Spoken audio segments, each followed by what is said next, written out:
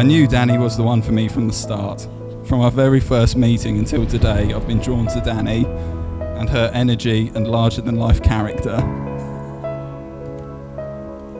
I proposed to Danny at the beach in Tenerife during the sunset. Trying to find a spot without crowds proved quite hard, and after 20 minutes of walking, I was beginning to lose hope. Luckily for me, and somewhat terrifyingly, considering her job, Danny's not the most attentive of souls, and did not notice the large ring box sticking outside my shorts pocket. Finally, when we came to a slightly more secluded spot, far from the town, I found a quiet enough spot to complete the deed. And for once, Danny's usual verbose nature failed her, and she gave a one-word answer. Happily for me, this word was yes, as opposed to the alternative. During our 3 years together, our opposite temperaments have helped create a strong relationship that has changed me for the better. Her joie de vivre is infectious. And I can't count the number of times I've said, I'm glad you've made me do that. Whether it's going on Britain's longest zip wire, or climbing up Goredale's Scar whilst it's pouring down with rain.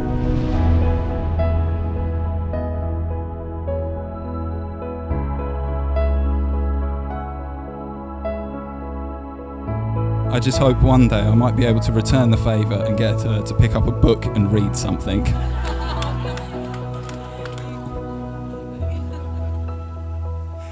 I love Danny, and it makes me the happiest man in the world to know that she loves me too, and that I can now call her my wife.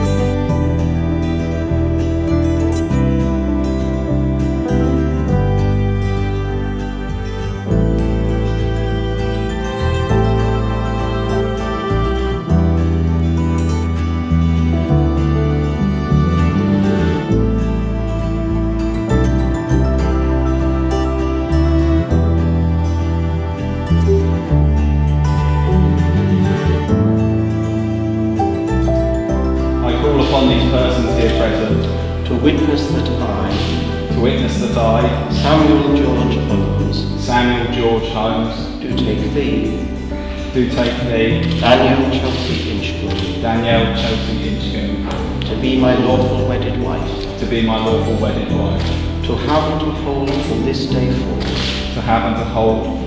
forward, for better, for worse, for richer, for poorer, in sickness and in health, to love and to cherish, till death do us part.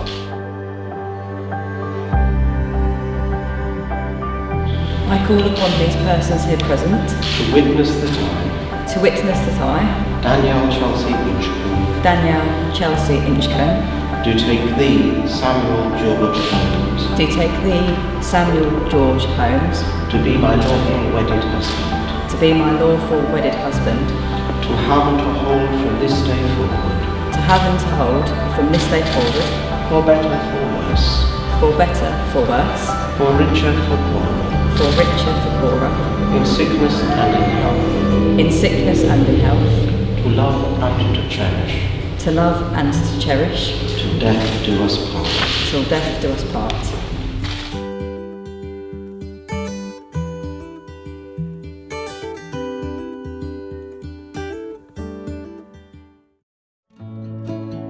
Danielle, I give you this ring As a sign of our marriage, as a sign of our marriage. with my body I honour you, With my body I honour you. all that I am I give to you, All that I am I give to you, and all that I have I share with you. and all that I have I share with you. In the name of the Father, In the name of the Father, and of the Son, and of the Son, and of the Holy Spirit. and of the Holy Spirit. Amen. Amen. Samuel, I give you this ring As a sign of our marriage, as a sign of our marriage. with my body I honour you, With my body I honour you. all that I am I give to you, All that I am I give to you, and all that I have I share with you. and all that I have I share with you. In the name of the Father, In the name of the Father, and of the Son, and of the Son, and of the Holy Spirit. and of the Holy Spirit. Amen. Amen.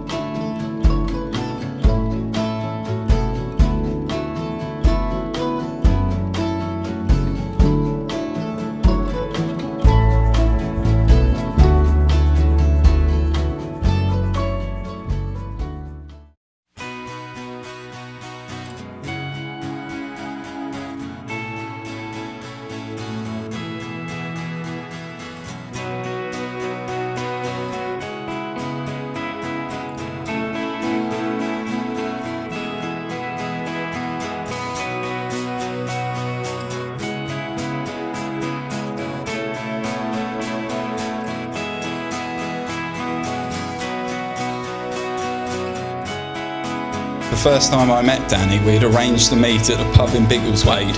It was a Wetherspoons, John, so don't worry. I managed to arrive an hour early, not realising this. I proceeded to sit there for 15 minutes thinking I'd been stood up.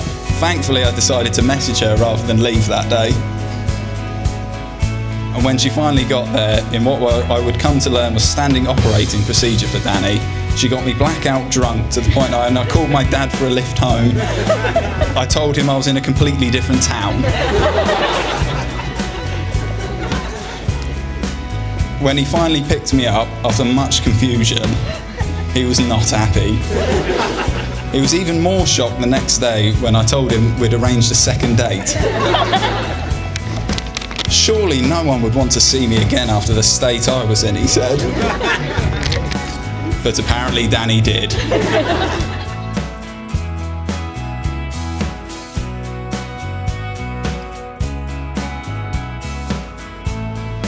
Danielle's other big passion is football, or at least the pre-match and after-match activities. I always worry about what I'm letting myself in for when Danielle comes to a match.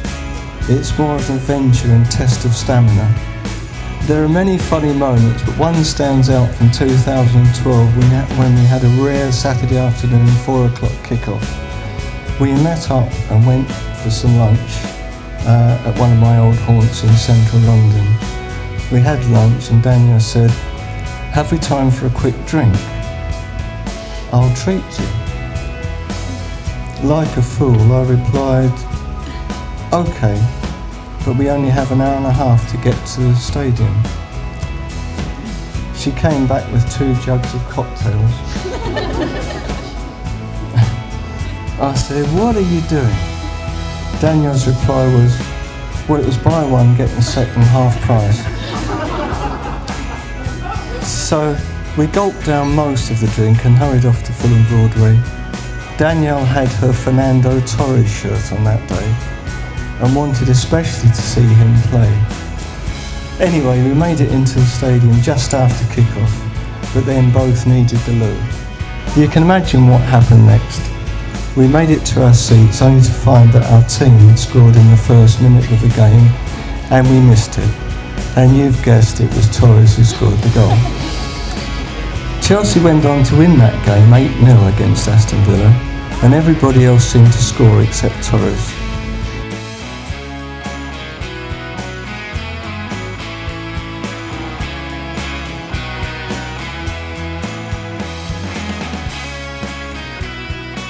So, where to start with Sam?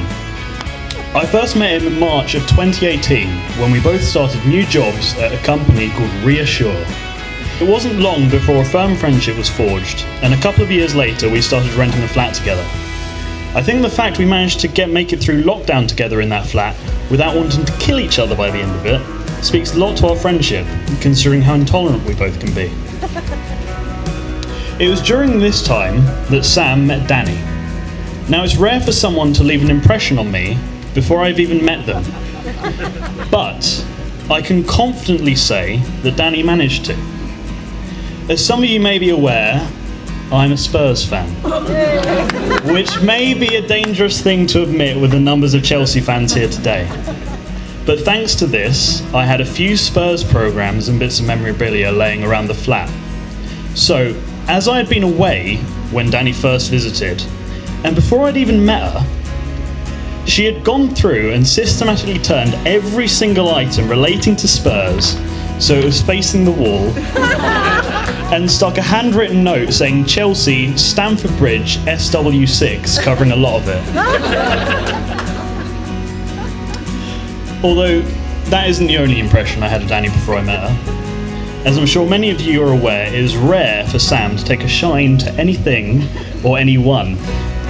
So when he started talking to me about his first few dates with Danny, and the fact he actually had a smile on his face while doing so, I had a feeling that she must have seemed pretty special to him.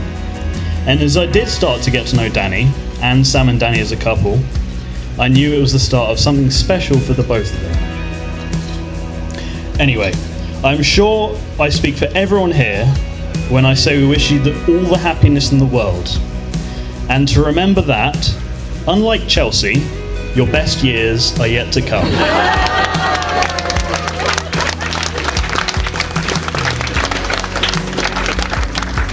And on that note, could everyone please raise their glasses to toast newlyweds, Sam and Danny, Mr. and Mrs. Holmes.